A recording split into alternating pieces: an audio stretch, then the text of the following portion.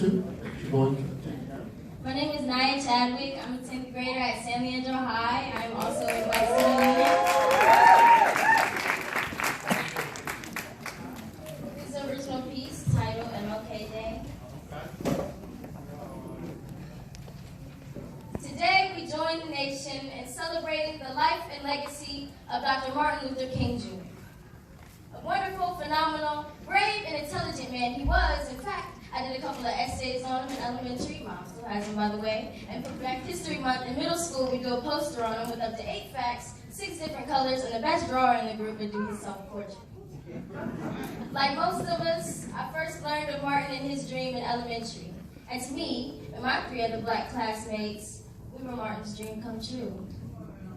So it wasn't until the 7th grade when I began to wonder why there was no one other than Martin and Rosa and Ruby and Malcolm and Harriet. When we opened our history books in history class, where were the Black faces? I mean, sure, they were on the classroom walls, in the hallways, the library, I think the cafeteria. Oh, and you can't forget the murals in the breezeway. A constant reminder of, we see you, Black students. And because we cherish your history and who you are, we've plastered your people on just about every wall.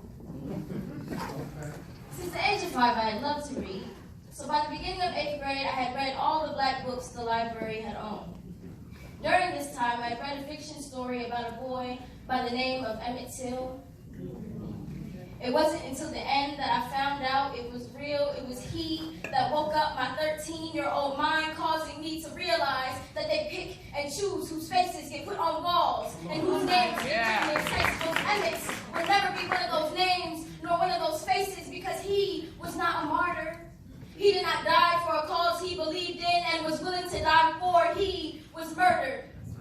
Yeah. Life plotted against him before he had a chance. I can't help but imagine if he had grown as old as me, maybe he'd like Skittles and Arizona sweet tea. Maybe he'd own a sweatshirt with a hood, or maybe even a cell phone. Maybe his mom would still pray that he made it home, still 13, when they killed Philando Castile. 7 bullets hit his body the same way, 1 ricocheted through the pavement back into the body of Oscar Grant. The same way Willie McCoy was riddled 25 times out of the 55 he was shot at. The same way Sean Bell was struck 4 times in the neck and torso out of the 50 shots fired. Same way Stephon laid in his grandmother's backyard, suffering 8 gunshot wounds to the back. Sometimes I wonder if God was too busy trying to protect Martin to think about us. So some Black boys will reach the pearly gates of heaven and not be able to reach the handle. In the 9th grade, I realized that all the faces that made the news were the same color as mine.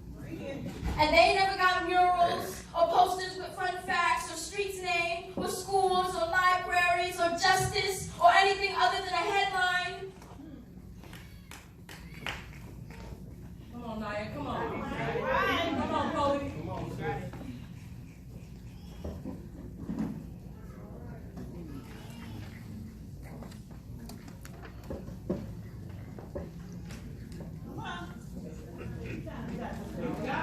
let's go, Naya. There you go.